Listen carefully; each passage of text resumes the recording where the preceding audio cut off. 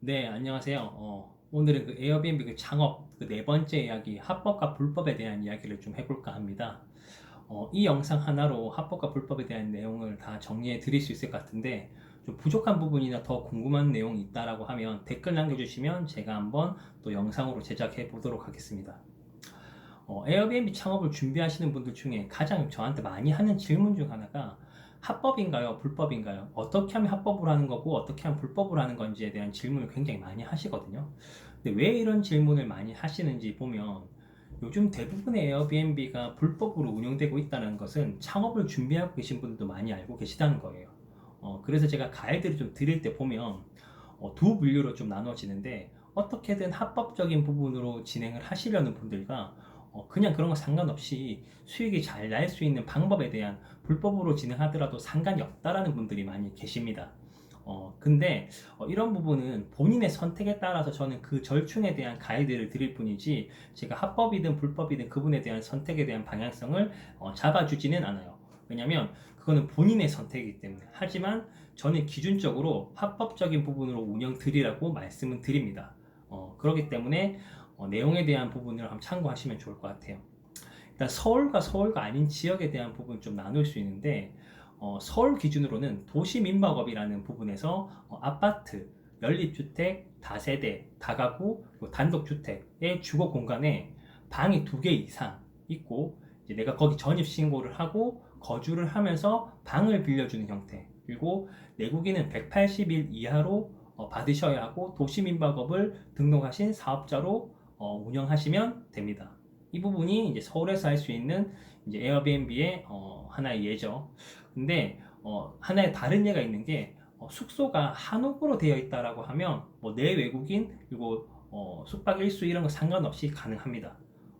그래서 이런 부분을 참고하시면 좋긴 한데, 이렇게 합법으로 맞출 수 있게 충분히 할 수 있는 방법이 있으니까 이런 부분을 충분히 고려하셔서 준비하시면 좋을 것 같아요. 그리고 좀 더 궁금하고 내용이 그렇다라고 하면 해당 구청에 아마 문의 주셔서 물어보셔도 아마 확인이 가능하실 겁니다.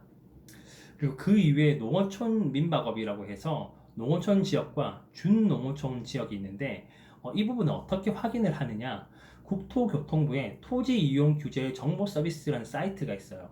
거기에 주소를 입력하시면 그 지역이 어떤 지역인지 나오는데, 제가 아래에 하단에 링크 한 개 남겨둘 테니까요, 확인해 보시고 내가 창업하고자 하는 에어비앤비가 어떤 위치인지는 한번 고려를 해보셔서 준비하시는 게 좋을 것 같습니다. 근데 이런 내용들이 다 있음에도 불구하고 왜 이렇게 에어비앤비에 대한 부분이 불법에 맞는지, 제가 그냥 예상컨대 서울에 있는 에어비앤비 중에 제가 보는 기준을 보면 한 98% 정도는 아마 불법으로 운영된다라고 보시면 될 거예요. 근데 이렇게 많은 부분들이 있음에도 불구하고 왜 이렇게 불법으로 진행이 많이 되느냐? 첫 번째는 초기 투자 비용에 대비해서 수익률이 높다라는 거예요. 에어비앤비를 지금 하시는 분들이라고 하면 아시겠지만, 처음 초기 투자 비용이 적고 원룸이나 오피스텔로 하셨을 때 수익률이 굉장히 높습니다.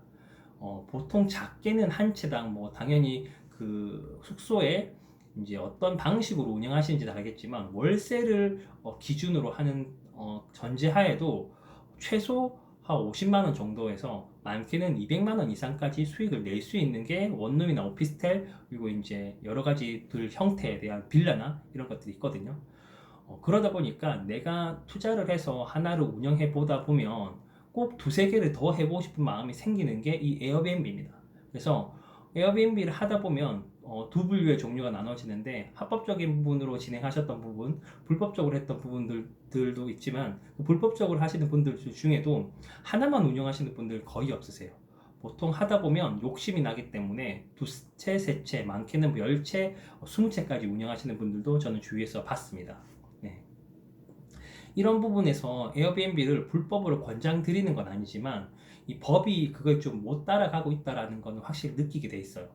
왜냐면 제가 비유를 하자고 하면 뭐 그냥 비유가 맞을지는 모르겠지만, 문신, 타투 이런 것들에 대한 부분을 보면 정말 요즘에 굉장히 뭐 문신 같은 경우도 예술로서도 많이 하고 뷰티로서 많이 하는데, 뭐 특히나 뭐 눈썹 문신 같은 것도 많이 하시죠. 근데 그런 눈썹 문신을 국회의원, 법을 발의하시는 분들도 눈썹 문신을 받고 있는 실정이에요.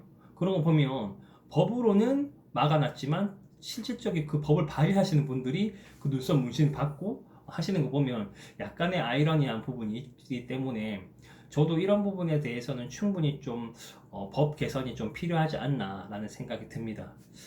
그리고 제 기본적으로 생각하는 부분에서 에어비앤비를 하실 때 당연히 이제 합법적으로 운영하는 게 맞다라고 생각하고 하지만 그거는 본인의 판단으로 생각하시면 될 것 같고 제가 이 영상에는 모든 걸 다 담지 못하는 부분이 있어요. 왜냐면 저도 이렇게 에어비앤비를 가이드하고 정보를 전달 드리지만 모든 걸 다 오픈할 수 있는 부분이 아닌 부분도 있기 때문에 그런 부분은 좀 양해 좀 생각해 주시고 추가적으로 더 궁금한 내용들이 있다라고 하면 댓글 남겨주시면 제가 또 다음 영상으로 만들어 보겠습니다. 오늘은 이 합법과 불법에 대한 부분을 제가 집어드렸는데 더 분명히 궁금한 부분이 있을 거라고 생각 들거든요. 일단 또 제가 또 다음 영상 또 운영하는 또 노하우나 이런 부분에서 또 한번 내용을 전달 드릴 테니까요. 다음 영상 기대해 주시고 좋아요, 구독 꼭 눌러주시기 부탁드리겠습니다. 네, 감사합니다.